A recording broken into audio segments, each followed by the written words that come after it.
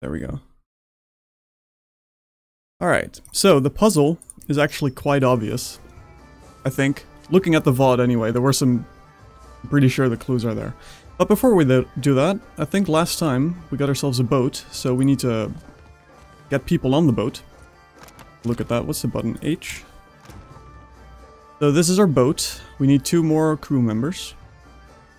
I didn't get to play around with this much in the beta. The beta did have it, but it had the entire boat filled out with crew members. And the amount of enemy boats were hardly existent, so I never really got to do the boat combat at all. I have no idea how difficult it is, how important it's going to be. But let's quickly take a look at what we can actually buy here. We need to stock up on crew members. Kicking, eh? What'll it be? There's plenty of people. Right, we had Aura the Mad, the malicious Hanua. I'm assuming she's Hanua. Amawa? One of those. We're not getting her because she's going to stab us in the night. We could get a navigator. We could get a surgeon or a helmsman. Those seem better because can't they all be no, I guess this guy's a better cannoneer. A deckhand. Let's see what we have. We have Eld, right? Who's a novice cannoneer. We have Beodol, a novice helmsman. We have Irena, the cook. Oh, this is the beautiful dwarf that was dancing while we met the furry guy. Terrafin. We also need to level up, we just got him. So, quickly have a look and see. There should be an explanation of what they actually do. Ship UI maybe? Yeah.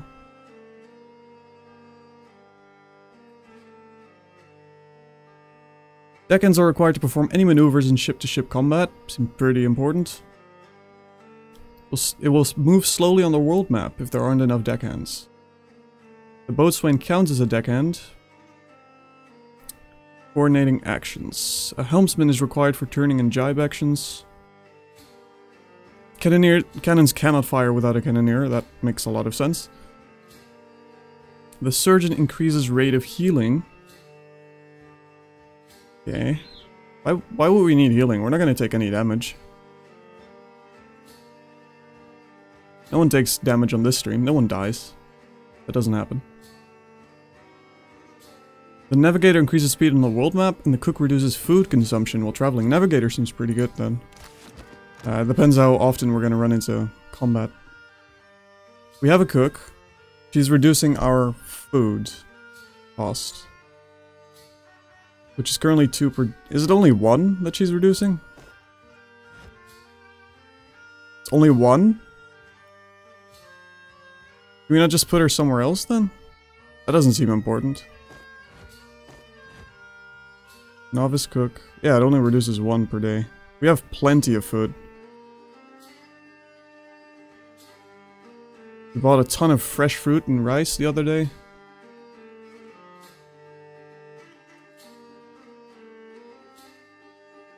I guess we can put her somewhere else. But she's unskilled in all of these, yeah.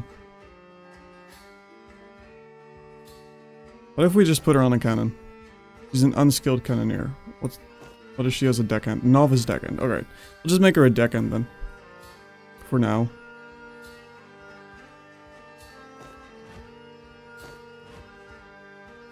Right, yeah. She's actually good at that.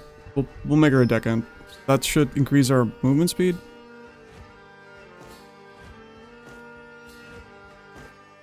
Doesn't seem to change anything. What did deckhand do again? I thought it was movement speed.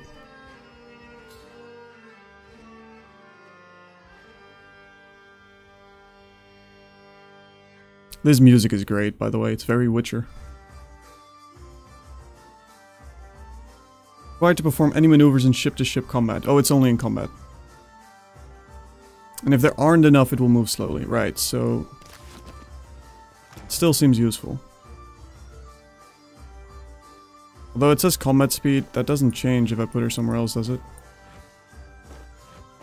Is it because she's a novice and needs to level up more?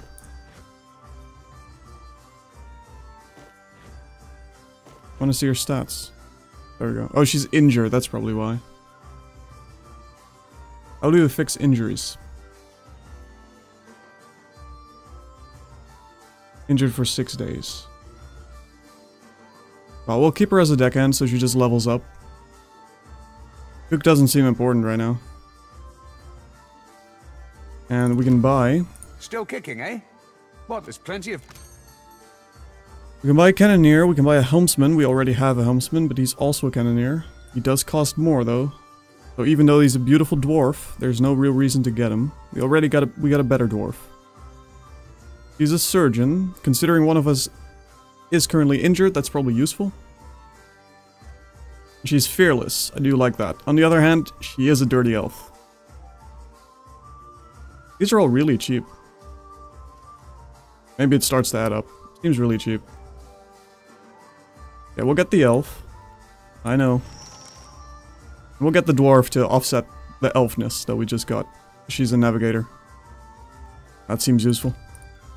Then we have max crew, I think. Skeleton crew. Yeah, there we go. We just upgraded this. Ammunition, medicine, and repair your ship. Purchase supplies for your ship. I acquired repair, acquired medical. We don't have any cannon shot. Okay, Still that kicking, might be eh? expensive. What'll it be? Have a look. Oh, if we can buy that Still with kicking, this eh? guy. What'll it be? Thank you, Jup, for the tier 1 sub. Welcome, welcome. Any idea why when I leave injured crew to rest and I have a surgeon and medicine, they're not healing? The day count never goes down. I don't know, Punch. We'll find out soon. I haven't done any ship stuff yet. It wasn't really elaborate in the beta at all. So you're just joining us when we're figuring it out ourselves. We just got a surgeon, right? Yeah, so let's put her in this one. For some reason. Surgeon's leaf. Yeah, that makes sense. Dirty wood elves. Still says 6 days, yeah. I heard it can get bugged. Oh, I hope that's not the case. There's apparently, I saw... There's a game-breaking bug, more or less, that if you respec your main watcher, you lose all the watcher abilities. So we're not going to respec our dude, which makes it all the more important to make sure we get the right build. Of course, I stress out of the right build endlessly, so I'm sure we won't make any mistakes. Yeah, this doesn't seem to go down. I don't know how effective this is. Still 6. Do we have medicine? Is that... Oh, we hardly have any medicine. Stock of supplies available to heal the crew's injured. To be healed, a crew member must be resting in the reserves. I see. She can only heal while we put her here. Now it's gonna take 5 days. Did you put them in the reserve, Punch? 20% more. 1 more day. Yeah, that should be useful. Putting the elf to work. Can we get more than 5 members? Surely we can. Should we? See if we can get a cannoneer as well. Eh? What'll it Because be? it would be a real shame to There's plenty. lose this Ironman run on a boat fight.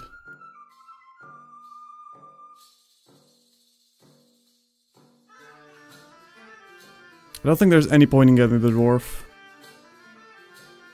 We already got a dwarven helmsman. Unless he gets injured, I suppose. We could switch him out. Oh, it uses the medicine and the days go by, but they don't heal? That's odd. That does sound like a bug. I guess we'll find out soon whether or not that's the case here as well. But that does sound like a bug. Okay, we'll get Venezi as well.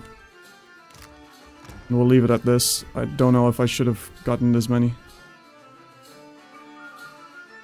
We can name our ship. We have the Juana colors, which we were so generously given. So I think we might as well go with a ship name that accurately portrays how we've been playing so far and how the world has perceived us. I think we'll call this ship the Ambassador, because that's really... we're very diplomatic. That's really true to our colors. Our travel speed went up. That's nice, I hope. 5 doesn't seem like a lot, but we'll find out. And I think that's all we have some grog. Sure. We need to get some medicine and some cannons. Cannonballs. Still kicking, eh? What'll it be? I don't think he has any. Doesn't seem like it. Thank you, Punch. Hope you figure it out. Actually, before we go, we need to level up our new fuzzy friend. We made him a cipher yesterday. Because I don't think we have any... Oh, he has a unique cipher as well. I don't think we have any use for a single class barbarian in our current party setup. Cypher's gonna be pretty useful as a long-range debuffer. That's what I have in mind for him anyway. He's a wild mind who develop their powers without formal training. Never learning to properly focus their energy, the wild mind is capable of violent surges of fantastic power that manifests in unpredictable ways. Interesting. Ahoy. What does that actually do, though? Find resolve, resistance to resolve. Party-wide effect. Wait, where's he getting that from? Is that part of just his baseline stats? 10% of incoming crits converted to hits from weapons for the whole party? No, that's party-wide effect. Is he a pet?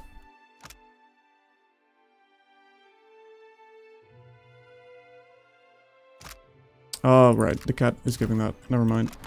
I thought the cat just gave perception. Skipper stay. Wild Mind. Chance for random wild surge effect on the Cypher spellcast. We're definitely making him a long-range supporter. Because we want to spam some spells. Wild surges were hilarious in Baldur's Gate. So I'm expecting a lot. And he likes battle axes and blunderbusses. We're not gonna give him a battle axe, actually. Oh, he has one right now. A hand mortar.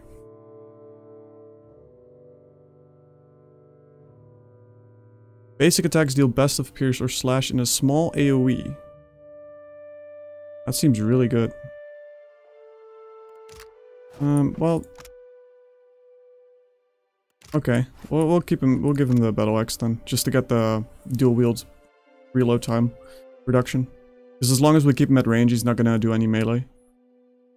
That should be good.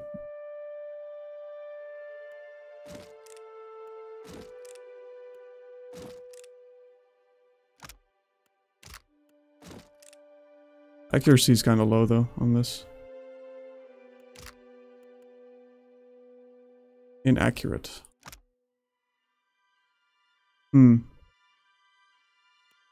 That's rough because we are playing on Path of the Damned, so they're going to have a lot of really good stats. A lot of high deflection. So maybe we can't even use this effectively unless we buff him with a lot of accuracy buffs. Because he's just not going to hit anything right now. 17 is not going to hit anything. They have base from Path of the Damned, they get baseline plus 15. So his entire accuracy is cancelled out just by being on Path of the Damned.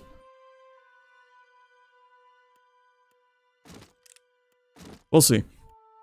We'll see whether or not that's an issue.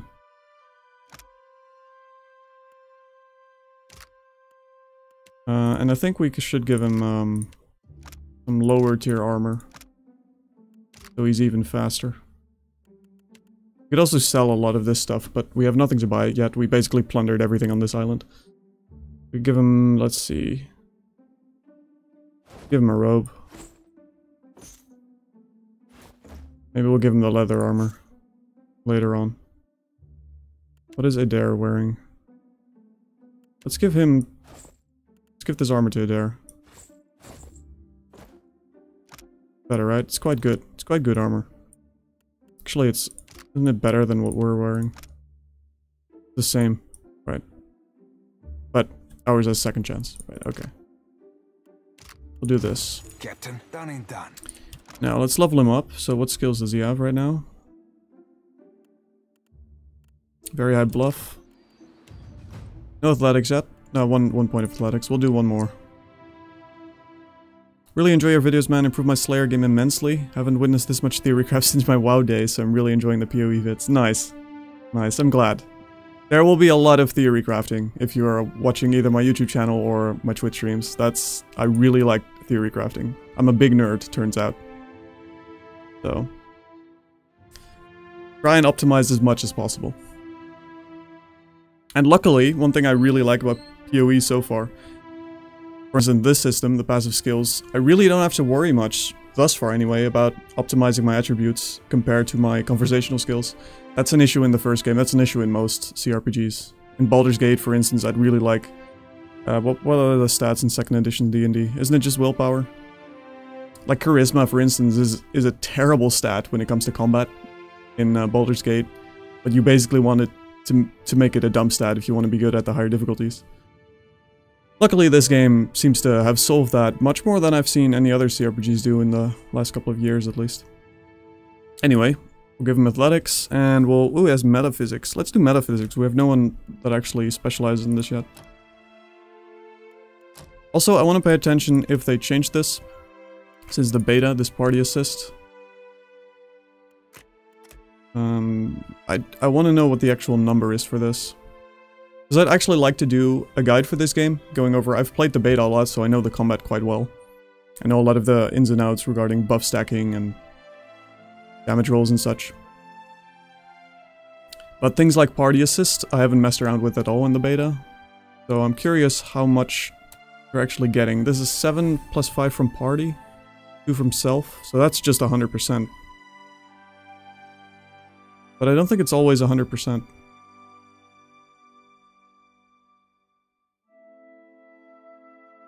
This is just a 100% increase in all of these, but maybe it depends on your skill check. Because I'm pretty sure I've seen one where a party member had +3. And we ended up only with 2, but maybe I'm mistaken. Anyway, so one thing we want to get on this guy is Phantom Foes. Phantom Foes is an amazing ability. AoE flanked for 18 seconds. Actually, before we do this, real quick, I didn't look at his actual attributes. That might change our minds a bit. Like, his intellect's pretty low. Okay. They're still very rounded, like in the first game. In the first game, your party companions had really terrible attribute scores for combat. Which was kind of an issue on Path of the Damned, to be honest. They still do, but you have to live with it. Unfortunately, they don't let you customize that part. The not so fine line between roleplay and winning, yeah, it's difficult. I think the only reason Haz actually does YouTube/Twitch is so he can do RPG theory crafting for a living. You're not wrong. You're not wrong. It's amazing that I get to nerd out and have people somewhat enjoy the nerdiness. Anyway, Phantom Foes. We want to get that one. We'll get that one right now.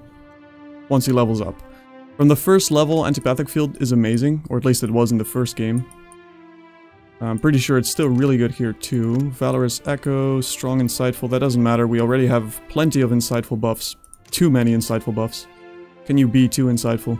I don't know. Charmed for 20 seconds. But his accuracy currently is really bad. Still, that's a good spell. Damage-wise, where is the other one? Mind Blades is really good as well for damage.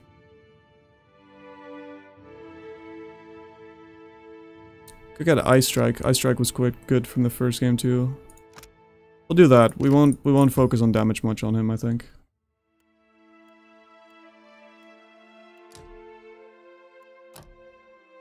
Can't wait for Classic WoW where you have 8 months of videos where you still unpick your class. Don't know what you're talking about. That doesn't sound like me at all. I'll give him one more athletics, just for the heal. My bird's going crazy on the background. I don't know if you can hear my bird. He's going nuts. He's really enjoying this theory crafting as well, turns out. We'll get Phantom Foes and Mind Blades. Mind Blades is one of the best damage abilities, AoE-wise, you can get at this point. And Phantom Foes is an amazing debuff. Recall Agony can be really good too, especially on bosses. And combined with other abilities. Like a Vampiric Shields, doesn't really do enough.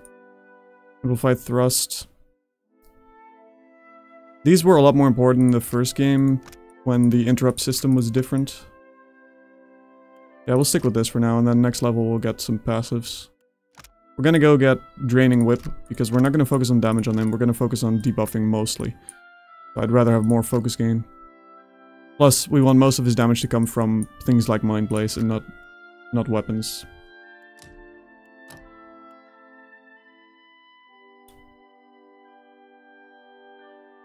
Alright, we could do sleight of hand. We don't have anyone that focuses on sleight of hand.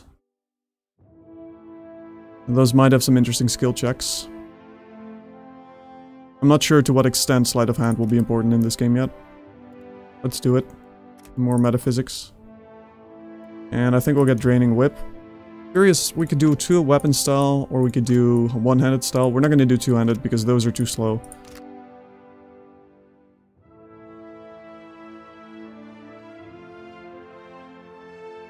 Oh, I think we're going to do two weapon style. We actually have quite a lot of conversion already from hits to crits, and that doesn't stack. It doesn't add up.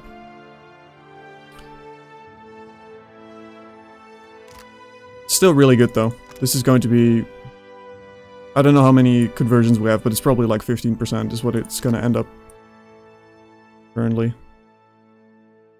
I think we'd rather do two weapon style. Probably better anyway. And then we could give him pistols. Those make more sense. If we're doing two weapon style, I think.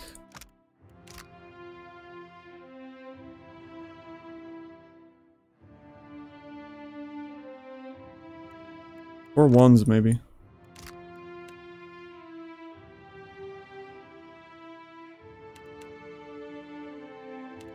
That one's terrible. Any modal that reduces recovery is terrible. Well, most of them.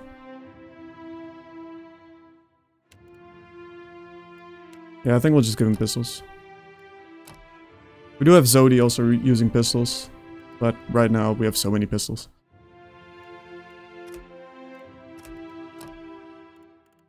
Then, tier 3.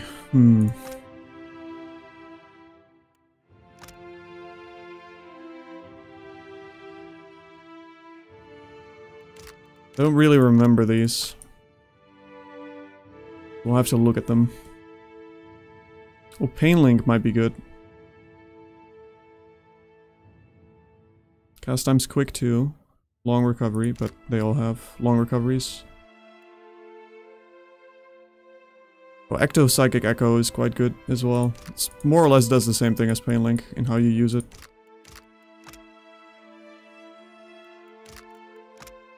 Puppet Master, Domination. It's hard to pull this off, but it is basically a free win once it works.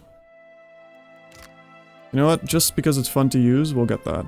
And I think we'll get Ecto Psychic Echo.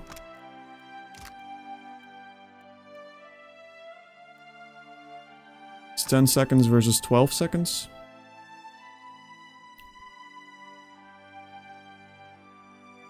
But it's way more damage. Yeah, we'll get Ecto Psychic Echo. We'll use it pretty much similarly.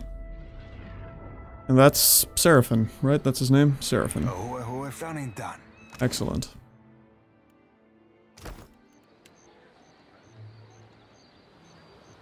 This is an annoying element of the UI. As long as you have this over it, you can't look at these abilities. What does Powder Burns do? Powder Buns.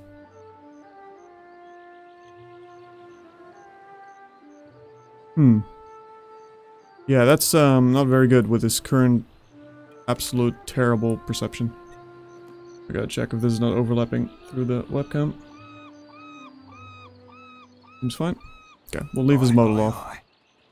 Let's go check out that trial we completely avoided, because I'm pretty sure I noticed the answer was really obvious when I looked through the VOD.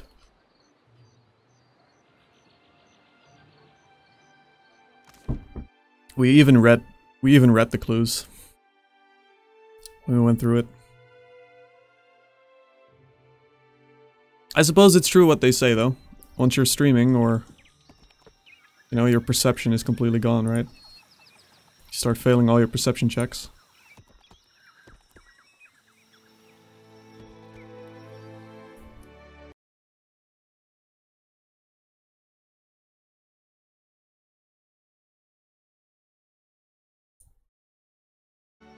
What I?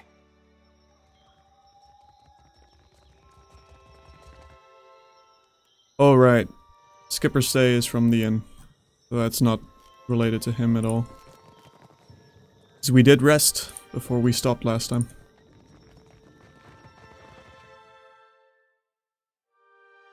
And then after this, We finally get off this terribly anti-fire godlike racism island where everyone hates us and where we've basically murdered half the population. Their fault, they attacked us. So I'm pretty sure the clues are these... That's one, right? That has to be one. And where were the other ones? These statues have some icons too. And I think the fortunate, the bold, the other one's the reckless. Now, we send a mercenary through here, called the Bold. Here are his remains. He tried valiantly, but he failed. If we paid a bit closer attention to the statues, though, he would have been alive, but nevertheless, we'll remember him forever. So it's this one, that one, and I think this one. Yes. I don't know if there's any specific order to this. If so, I would say we start with the left one first. But let's see if it works if we just take a random order entirely. Probably not based on order. It is not. Yeah, no problem. Unless that happens to be the right order, but doubt it. Hmm? Alright. You know what, Adair? Don't see why not. You can check. Well done. Gladiator sword.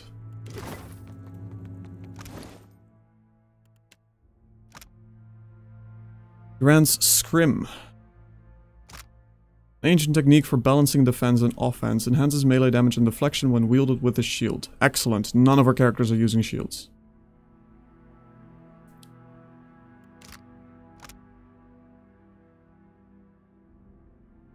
Well, it's nice to have it, I guess. We can't use it. Oh, actually, we can give it to Zodi. He has a shield. This counts for a shield, apparently, in Aora. Alright, sure. She deserves it. She's been good. Hey, well, don't see why not. Turns out it's a really easy puzzle after all.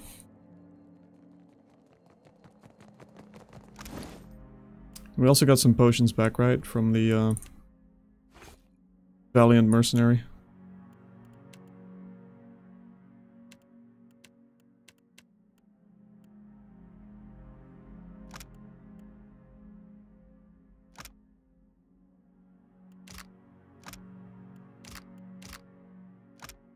Right. Alright, let's get off this island. I'm sure there's many more Juana to, persuade.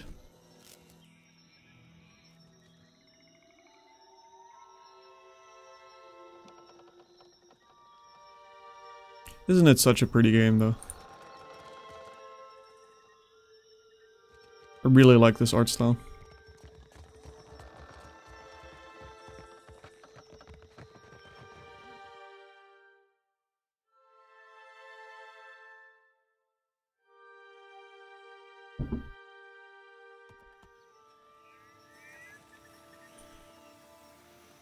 We just paid our first wages.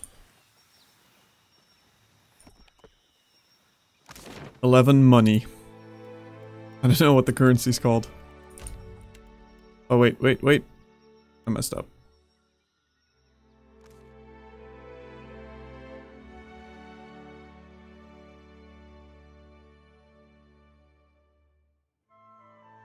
Okay, hello. Nice to see you. Hi.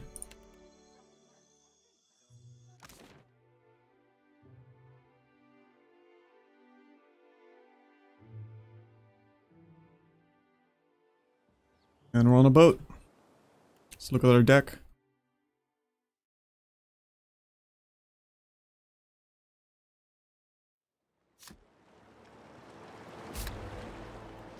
There we go. There's the ambassador.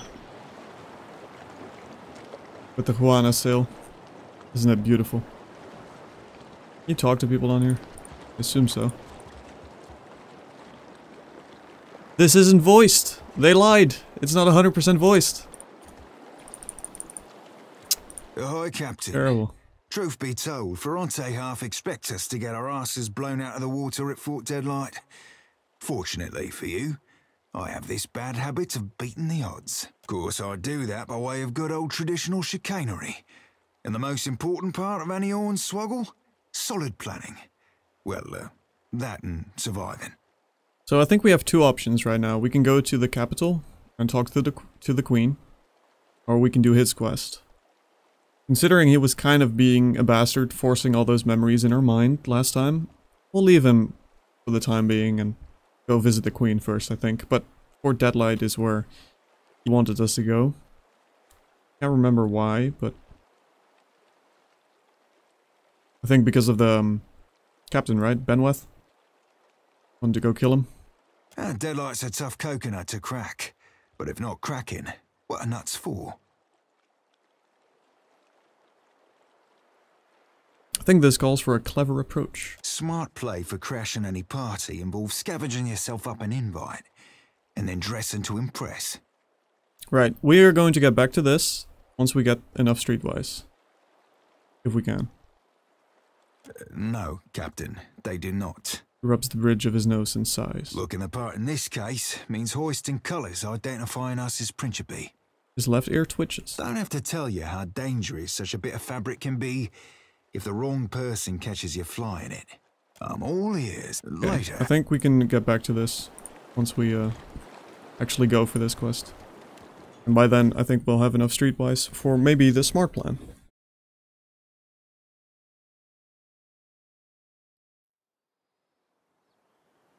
So, we have to go to Nikataka, which is very far away. Fort Deadlight's actually pretty close. Is it in our level range though? Does it say?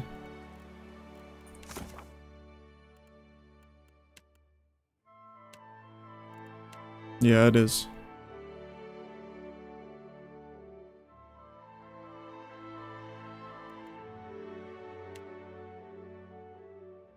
No, let's go talk to the queen first. I want to see what's on that capital anyway. So... that course?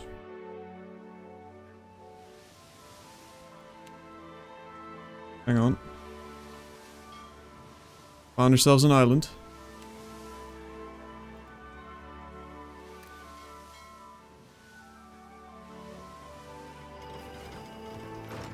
Some fresh fruit. Always good. Some water. Beautiful hall. The Huaro? Sounds... oh, there's a boat.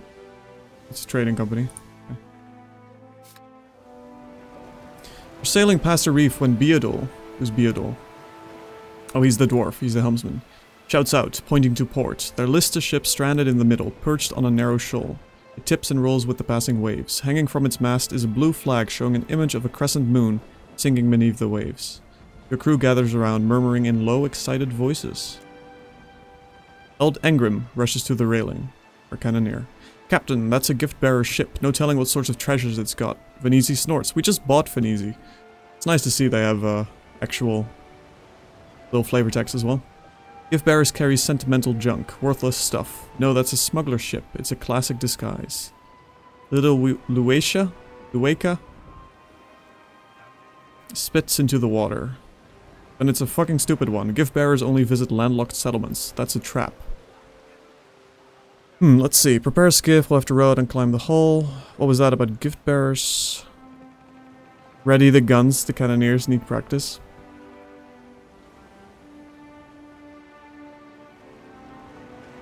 We don't have a spyglass.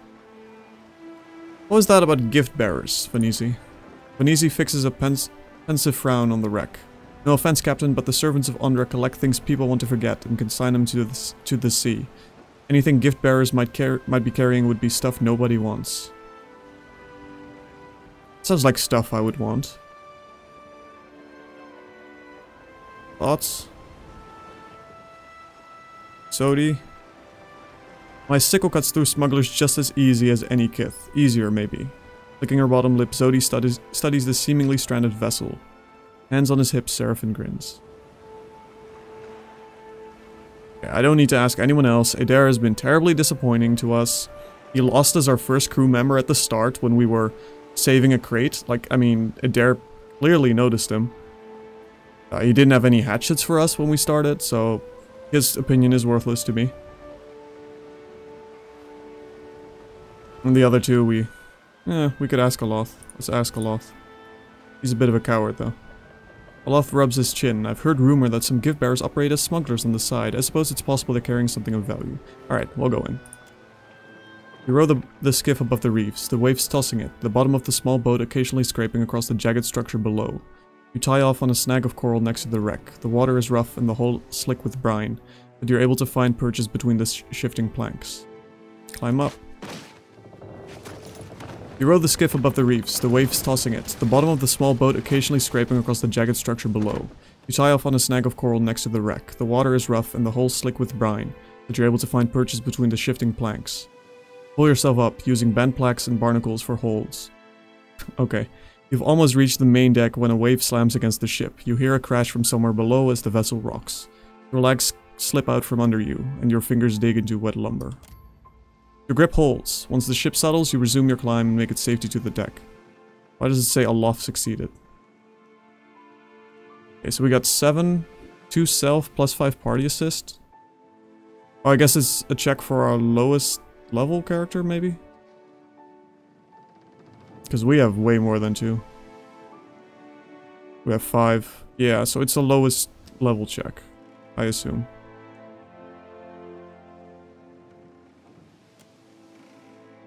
The ship is deserted. You don't even find corpses. If the ship had a skiff, it's missing 2. Search for salvage. You find several crates of supplies and several more of assorted odds and ends. Handkerchiefs, bead jewelry, cracked scrimshaw? I don't know what that is. Scrimshaw. A child's doll. Ammunition gained, that's good, and medicine. We actually forgot to buy that, so it's nice to find that. Think back to Venezzi's comments and wonder if this might have been a smuggler's vessel after all. Search for evidence of smugglers. That's streetwise and perception, that's excellent for our main dude. But then you notice scuff marks along the deck, as if the box of junk has been moved repeatedly over the same spot. You slide it aside and find a trapdoor underneath. Within rests a small chest brimming with golden shellings. Shellings. One of those. Hooray, money! Among the coins rests a small figurine of an imp, of all things. Laughing Imp Cameo. 1 use per rest. 2 brine imps. Wonderful. You load your find onto the skiff and row back to your ship. The crew earned 90 experience. See? What could possibly go wrong? We got ourselves some more pets. We're gonna give this to... What is the lowest recovery times normally? 3.3? 3.2. We'll give it to Zodi. Sure she likes a couple of imps.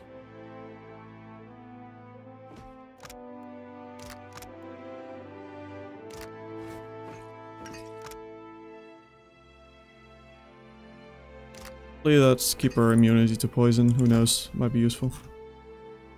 Wondering if we should go back and stock up on ammo. How close are we to?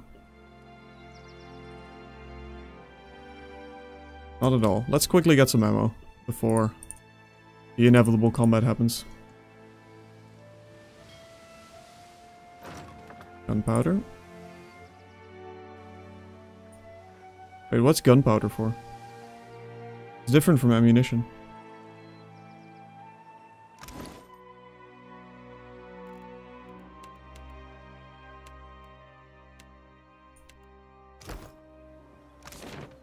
Fly. So we got some cannons. That's quite expensive. Cannonballs. And we need more medicine. Medicinal supplies. These are expensive. But we'll do it. We got plenty of stuff in our stash in case we do need to get more money and sell. Wait, why is hardtack? Is that because it's in the first slot? Switch this around.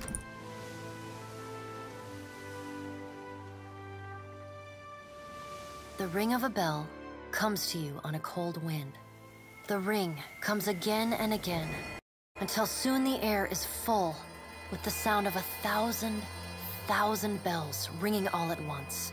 You feel a resonance in your core, a bell ringing in tune with all the others. Something in you bends, then breaks, and you are borne away on the ringing tide, just another peal among the many. The tide of bells recedes. You lever yourself up onto your knees and realize you have been here before. You stand in Bareth's realm. Uh-oh. You are alone.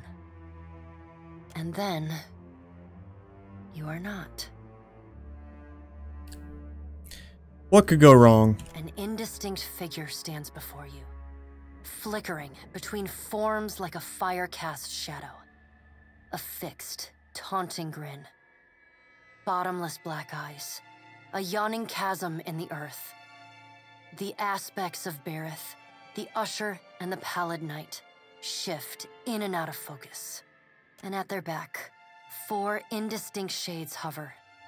You feel an eternity stretch out behind each of them, reaching back to places so distant and yet so near you cannot comprehend their size. The shifting image of Bareth settles on the aspect of the Pallid Knight. Watcher. She intones. Her voice is the discordant clangor of gongs struck out of time. I tasked you to discover Aethys's intentions. Tell me what you have learned.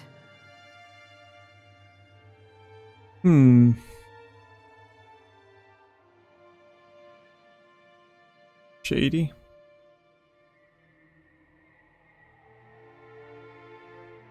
I can't follow Aethys around if you're going to keep dragging my soul into the beyond whenever that whim takes you. I will send your soul back to the wheel should the whim take me. The Pallid Knight says. Like I said, gods are bastards. Her wan face contorts into what on mortal kith might be called a smile. On her, the effect is more akin to a rotting pumpkin caving in upon itself. Do not give me cause to doubt your commitment, Watcher.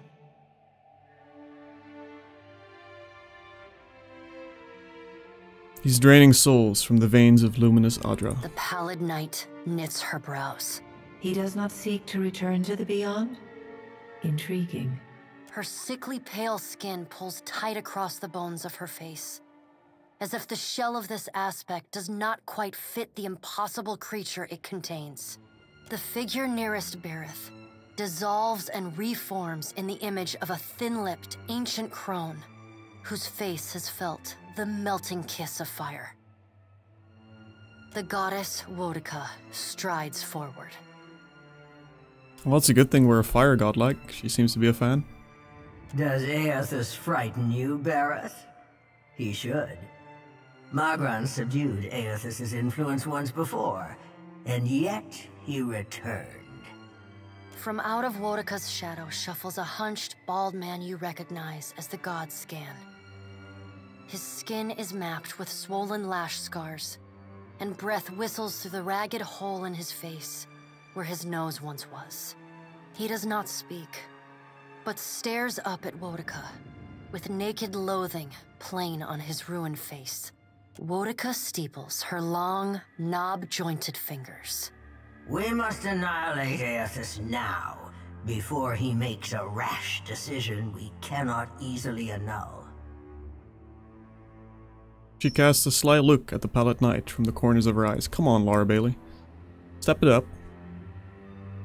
I agree, though. But she knows what's up. A moon would do the job nicely. A moon? Wodica says, and grins. We're gonna drop a moon on top of him? What's this? Cruel.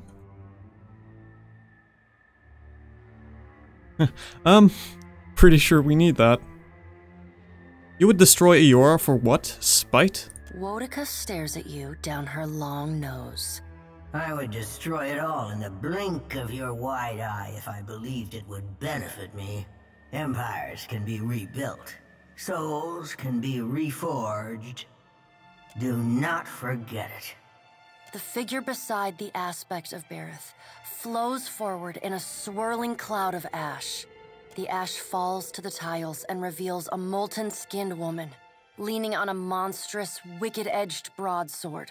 Mogren's glowing lips curl in disdain. We must find a solution to the problem of Aethys that is neither do nothing, nor destroy the world. Never mind, I agree with her. I acted in haste during the Saints' War. You will not goad me into doing the same now. To move against him while his plans are unknown would be the height of foolishness. We must find wisdom in precaution. Mogren says. I don't care what you do, just put me back in my body so I can get this charade over with. The pallid knight tilts her head to the side and gives you the long-suffering, narrow-eyed look of a parent dealing with a particularly disappointing child. No. Another of the silent figures steps forward, and the warm, golden light of a summer's afternoon spills across your face. Let's all take a deep, calming breath. Perhaps cooler heads will prevail. Behind Helia's words, you hear the soft coo of doves. It's a good thing the god we decided to go with at the end of Pillars of Eternity 1 isn't part of this group. That bodes well. Aethys has been separated from us for too long. Isn't it possible he intends only to gather enough souls to reclaim his realm in the beyond? He should be welcomed. You look up then into avian eyes. Through them, you see clouds of starlings converge and divide. What if he intends to betray you? Helia puts a feathered hand to her chest. He wouldn't.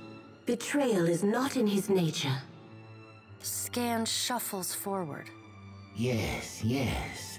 We should welcome Aethys' return to the fold. His gratitude we can leverage to cajole him into divulging his plot. Then, when he believes himself to be in our good graces, we do as Wetica suggests, and crush him into the earth. Like I said yesterday, Skane's just the best, isn't he? I imagine playing a Priest of Skane has hilarious dialogue options. Scan pauses, inspecting you. Ah, and here is the Watcher who let dear, desperate Alice die, instead of putting an end to the man who tormented her. Curious. I don't even remember who that is. Scan licks the ragged edge of his lipless mouth and grins, then turns to Helia. I did not expect such a deliciously ruthless idea from you, Helia. I am impressed. Helia's feathered crest stands on end. You wretched little creature.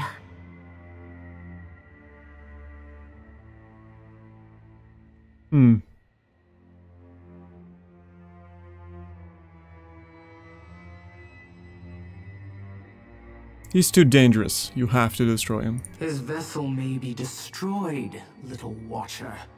But Aethys is more than the vessel that holds him. He will always return, however we strike him down. Mogren says. Then what's the point of this exercise? The pallid knight gestures for silence. Aethys cannot be killed, but he may be subdued. Yet to do so will take immense power and time. She says. Both stand in his favor. Mogren grits her black glass teeth. That is why we must ascertain his plans before he has the chance to put them into motion. She begins to pace. Her steps leave little trails of fire in her wake. Mogren stops and balls her hands into flaming fists. Even if we manage to destroy his current form, there is the possibility he could return, if he has not already absorbed all of his children. Absorbed his children? I don't understand. The pallid knight casts a cold, cutting glare in Mogren's direction. Mogren speaks too freely. That knowledge is beyond your ken, Watcher. Of course, of course. Just want us to do the dirty jobs. But you're not actually informing us, huh? Thank you, Barath. Wotica waves the gods to silence. Aethys gathers strength. His strength is a threat to us. Her voice takes on a sharp, almost panicked edge. There is no sensible answer to the question of a resurgent Aethys other than decisive, final action. Something must be done. Your opinion is unasked for and unnecessary, but noted nonetheless. Though her tone is impassive, the banked fury in her eyes says well enough what she thinks of your interruptions. We will act when it is appropriate to do so, and not before. We're making friends. The Pallid Knight steps away from the half-circle of assembled gods. She pulls herself up to a great height. The words she speaks next come not from her mouth, but from all around you. Follow him, Watcher. The black of the Pallid Knight's irises expand until her eyes are as dark and cold as the void between stars. She bends down and brings her ghostly face level with your own. Your debt to me remains unpaid.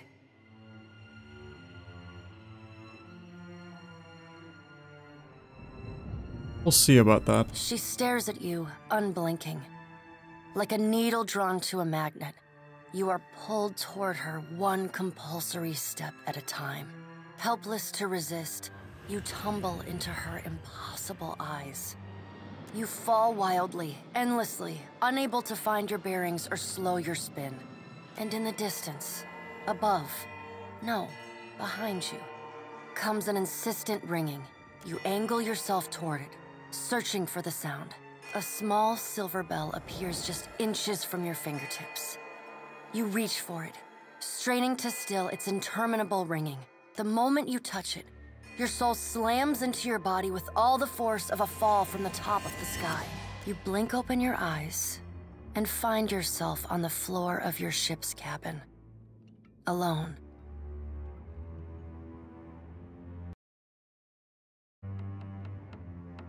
We're making friends.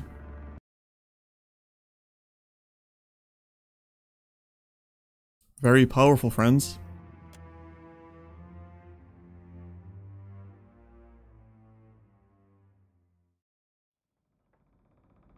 What do you mean alone? We got a cat at least. Not entirely alone. Let's look at our dispositions at this point. Okay, we're still quite passionate. But I think we're moving up in shady, which is actually disfavored. Because I did just make one shady choice. But I felt it suited the scenario more. Let's see how much it's penalizing us in this game. 17.8, so I think that's only 0.2 less. Maybe? It's not a lot.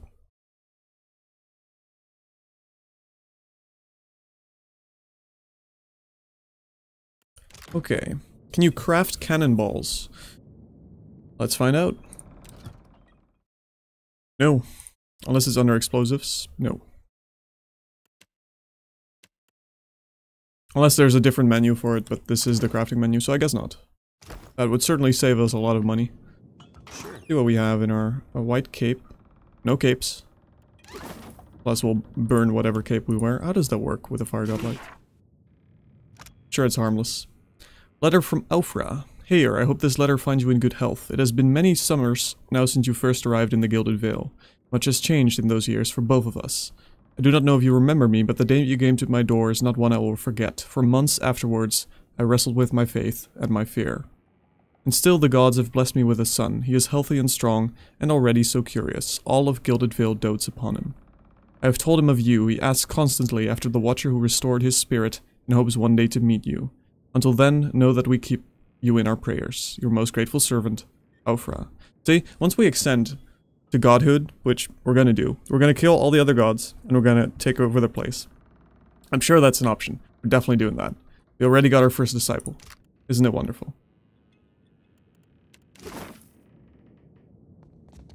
But we're not gonna vocalize those thoughts, because currently Barath could probably sniff us out. How may I be of service, my lord? How did I get a ship in the first place? With Cadnua in ruins, there was little purpose in waxing sentimental over the rubble. I was able to salvage enough of your treasure and wealth to afford the purchase of the Defiant and the hire of a small crew. The ambassador? Excuse you? Unfortunately, that consumed the remainder of your once considerable assets. Under the circumstances, I hoped you would not object. No, it's a pretty good boat. I'll allow it. No worries, Theater. Thanks for hanging out. Have a good day, man. Ship life sure is an adventure, ain't it? Just think of all the places we can sail to, all the sights we could see. This is nothing like being stuck on a farm, or cloistered in the back of a temple. Zodi wraps her sickle against her thigh as she studies the boat's layout. Satisfied by whatever she sees, she tilts her head to you with a small smile. Tell me what's on your mind? How are you feeling? Have you suffered any recent nightmares? I did, recently with you. Nightmares with me? That's you were impossible. walking the depths of the ocean, but you didn't drown. And in your hand, you gripped the key to Aora's end. Her face alights with a fierceness. I've seen stars wreathing a statue's brow, and souls flowing like tears over gleaming Audra. And then my god headed into the heart of the storm, where he could find the darkness. How is it you became a worshipper of Gon more so than Eothas? My folks, you might say they're not your typical Aethasians. Sure, they cling to the light more than the darkness. Adair gives a nod and a wink, but I'm noticing a distinct lack of Adair on this deck. Maybe he's clairvoyant. But the war, it touched my family. And it changed them. Killed some. Not that I remember firsthand. The others toughened, turned survivors. That much I saw with my own eyes, even years later. That doesn't answer my question. My aunt's the one who taught me about the cycle of life and death. How everything happens in stages. Whether forwards or backwards, from seed to rot to rebirth again, it's all just states of existence and balance. See? That's how I first learned about the slice of Gon within Aethys. Grins big, confident, and happy. After that, I read all the doctrines of Gon. Anything and everything I could get my hands on. Such as? The 12 books of Nearwith. Of course. Plus the epistles from the minor prophets. Right. A lot of them aren't a part of today's canonization, but that doesn't mean they're wrong. He crosses her arms over her chest, expression pinched. It's tradition for the youngest born to take up the priesthood of Aethys. Well, I did it in my own way. No need to fiddle-foot around. Sure thing. Okay. Field sister Dahlia. Oh, there's Adair. He did a very long-range nod.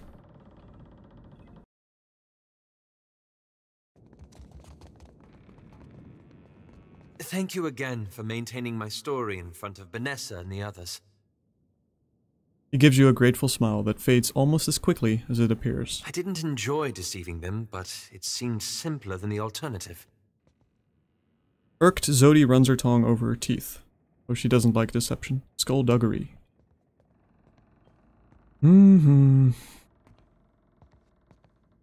Does it matter? It's not like you're going to see them again. I suppose not. But I considered them friends. Surely that counts for something.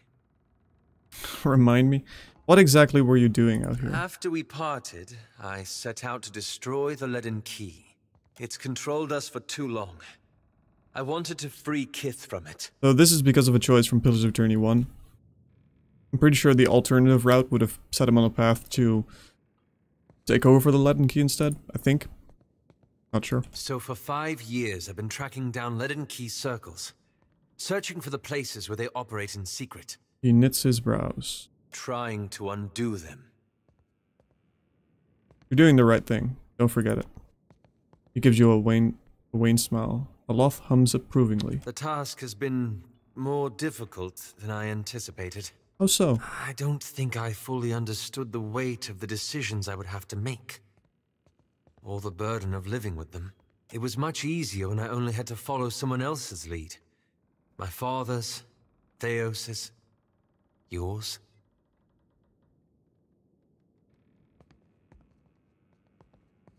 You had a sense of purpose when you began this. Don't lose it. I haven't. Zodi's eyes gleam with a dark amusement. After we defeated Theos, I thought the hard part of undoing his work would be tracking down the Leaden Key's members and operations. Maybe he had an address book. Too bad you burned his robes. Gives you an appreciative smile, but his mind is clearly elsewhere. Perhaps this would be easier with an example. I went to a village in Old Valia. A run-down backwater of a place. Aye, right home like it was. A lost expression shifts as Isilmir briefly emerges. I wonder if there is a choice where you can get rid of Isilmir. I don't remember if that's an outcome in Pillars 1. Centuries ago, the Leaden Key had intervened to end some heretical cult. The details were lost, but what had endured was a practice of ritual bloodletting. A gruesome, pointless tradition. He grimaces. At every full moon, the villagers would feed the soil with their blood. No one, young or old, sick or hale, was exempt. It must have had some purpose in mind. Yes, but the specifics depended on whom you asked. The faint trace of a smile forms on Adair's lips. Some thought it would ward off Scan, or bring Berth's favor on their village, or Gon's blessing to their crops. The village priest administered the practice. Grim old fellow. Reminded me of Theos. He raises an eyebrow at you. Wicked old bundbag, 'tis what the lad means. He was a tyrant. I was certain that if the villagers were free of his influence, they'd be free from the bloodletting too. So I arranged for him to have an accident.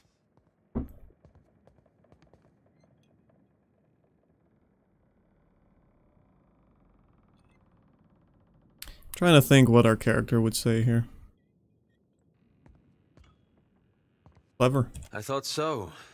At first. Zodi flicks her sickle back and forth, agitated. The old man died, and the villagers were terrified. They were convinced his death was an ill omen. They blamed it, and every other mishap that befell them, on their lack of faith. So they began bloodletting every week, turning on their neighbors for giving too little. His lips twist, as if the words themselves have a bitter taste. Instead of a handful dying each year, a few perished every week. He's worked the edge of his sash into a tight knot. He clenches it between pale, rigid fingers.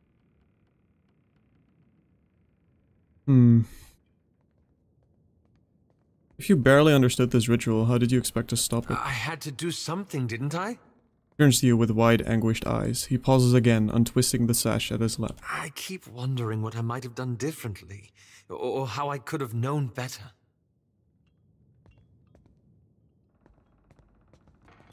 The villagers chose this. They're to blame here, not you. I suppose so. I should get some rest. It's been a long day, and you've given me a lot to think about. Wait, you still haven't told me what the Animancers have to do with any of this. Ah, that. He massages his temples. I'm looking for an old Leaden Key sect. I've found several references, but... He breaks off, shaking his head. I want to be sure. Please, let me go over my notes again. Then I promise I'll tell you everything. We'll talk more later, then. If you told me a few years ago that I'd end up following you on another crazy errand, I'd have said you were out of your mind. He gives you a dismissive gesture with his pipe hand.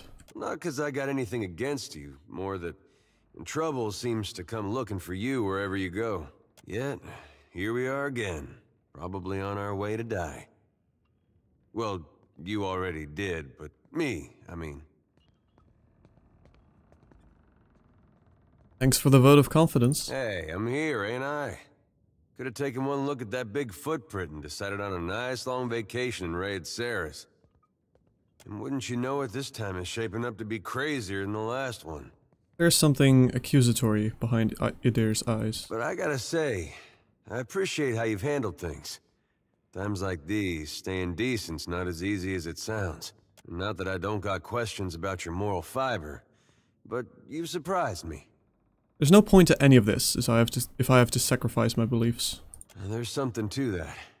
I like to think I'm the same way. Yeah, I like to think that our character, he's a Crusader, he was a mercenary, so he came from probably not a lot.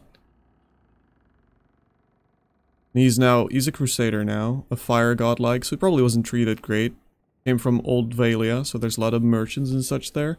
I like to think that he is a man of Faith and conviction, although not faith in gods, clearly, because we're just pissing them off, but more in himself, you know? Pretty confident, passionate, seems to fit with what we've been going for so far. And really hates people that don't like fire godlikes, clearly. As much as we tried to be friends with the Huana, they had it coming. Except I chose to believe in the goodness of a giant statue that kills everything it passes. He scrapes his teeth over his lower lip. Sometimes I have second thoughts about that. I've been meaning to ask, though.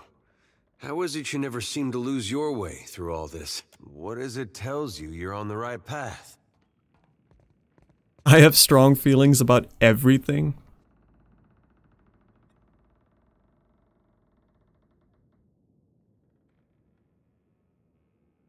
I have strong feelings about everything. I guess I'm lucky we got similar views then. Or it seems that way when it counts, anyway. Adair heaves a sigh that sounds as if it's been building up for months. His smile is tight-lipped, wistful. When I was a boy, things were simpler. Aethys was more like a character we read about in church. I take it there were no statues in these stories? Well, most stories had him helping folks or making the world work as it should. He adopts the smile and gently pointed finger of a coaxing parent. You pray to him. He might help you too. He lets the finger drop and the smile fade. There was no cost to it. No confusion about his will or followers taking it to extremes. Following Aethys was right. Had no reason to question. He pauses. It could be the light, but the creases around his eyes and mouth seem longer and deeper than your memory of them. Do you think there's any way that following him could still be the right path? After all we've seen? No, I don't. I don't think it could look much worse for him. Those old notions of him, that's all he's got in his favor now. Anyway, I didn't mean for this to get depressing. I think this was just a long way of saying, I appreciate the way you've guided things. Thank you, Adair. Even though I'm severely disappointed in you, I appreciate that. Makes me feel like I'm doing some good, going with you. He shakes his head with a look on his face like he just remembered a joke.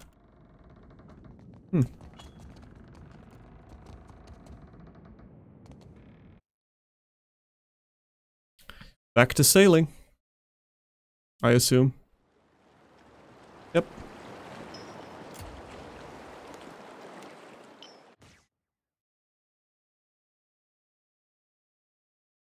Yeah, I think the way they portray the story in this game so far is a lot more appealing than in PoE1.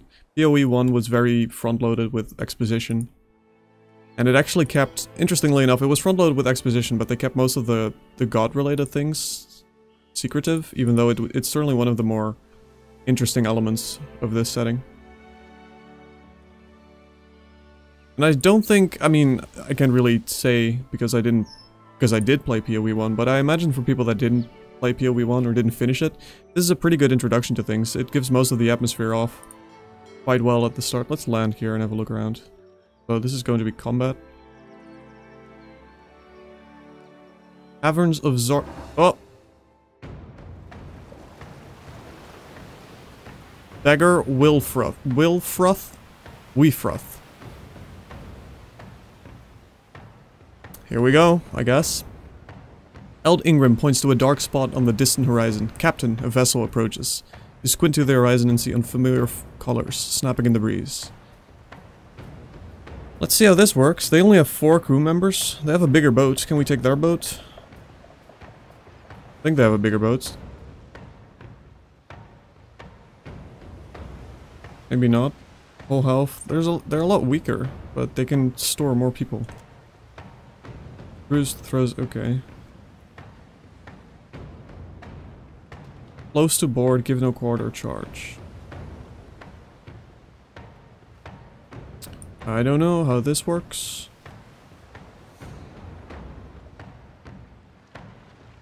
You only have 1 cannoneer. Okay.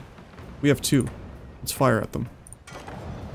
The Ambassador beats to windward, tracking between the ports and starboard with all appropriate speed. Your ship is faster and your crew better prepared. You secure the wind gauge before the Scuttler's crew has the opportunity to come about and claim it for themselves. Choose a course of action. So I guess this is currently our positioning towards them. So we have to turn to starboard is where our cannons are. Yes.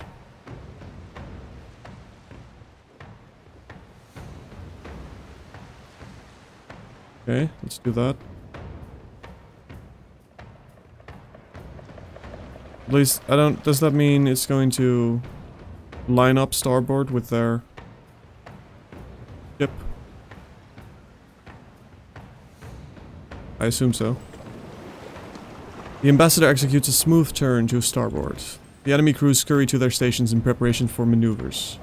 The opposing ship lets out its sails and moves with the full force of the wind at its back. Use a course of action.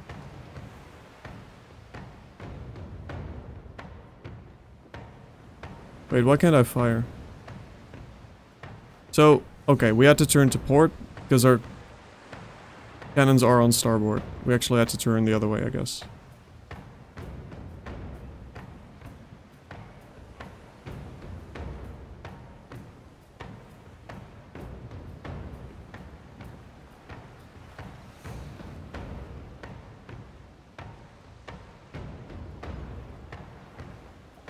So if we now turn again, we have to turn twice, basically. Okay, let's turn to port.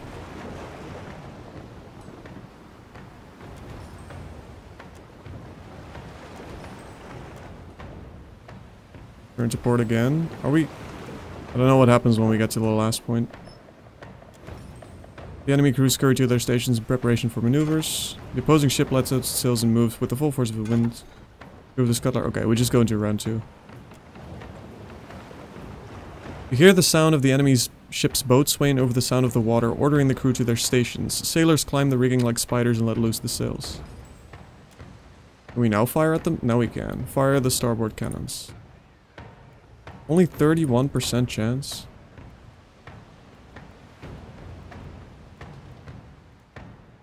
Cannonballs nearly always hit an enemy...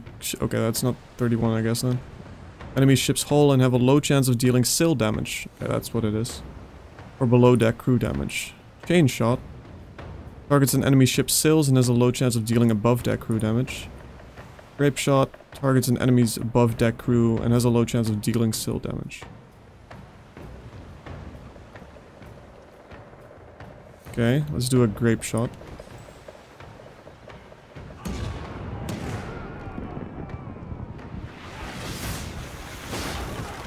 One damage to aboard crew. Yeah, we took one out. One deckhand gone.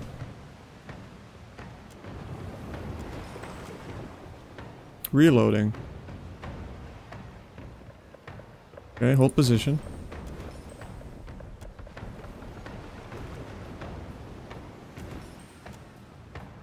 Still reloading.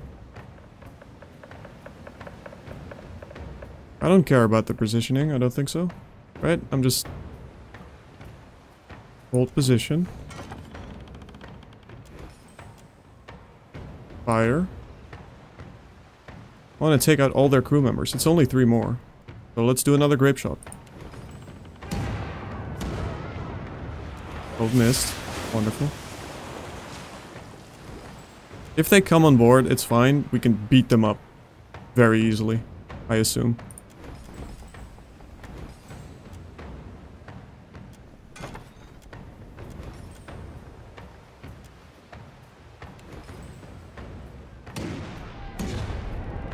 There we go. 2 damage to above crew. We have 1 person left. Don't know what they're doing. They're not firing on us. They're just moving around.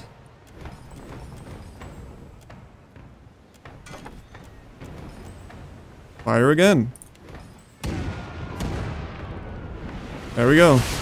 4 damage to sails. Wait, that's not what we wanted. Oh, they're firing. 4 damage to hull. Okay, we're gonna hold again. Fire again. Another grape shot. 7 damage to Sills. Why are we hitting Sills? There's one more guy we have to knock out. Although their Sills are now gone. 5 damage to Hull. It's literally one dude right now on their ship.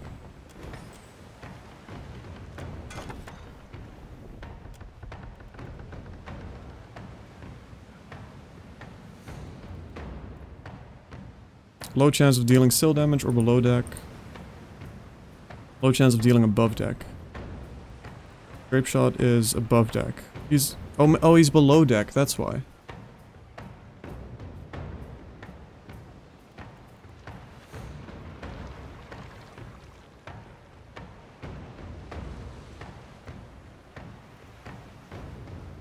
Right, so we have to do a cannonball hit.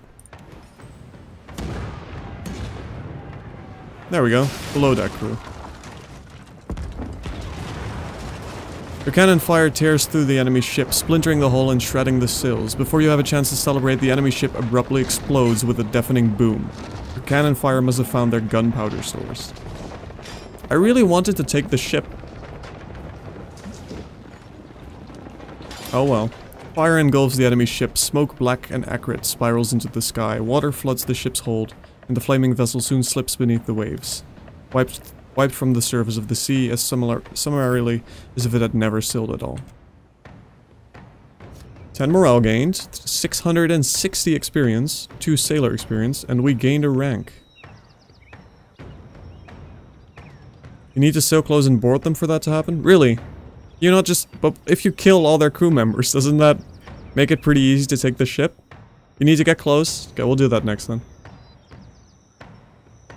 That's a lot of loot. At least we got that. Triumph of Beggar Weefrith. Nice. Share coin with crew. Alright.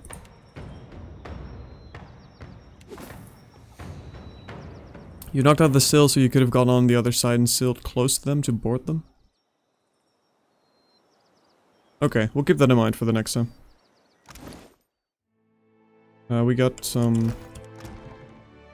Got a Triumph.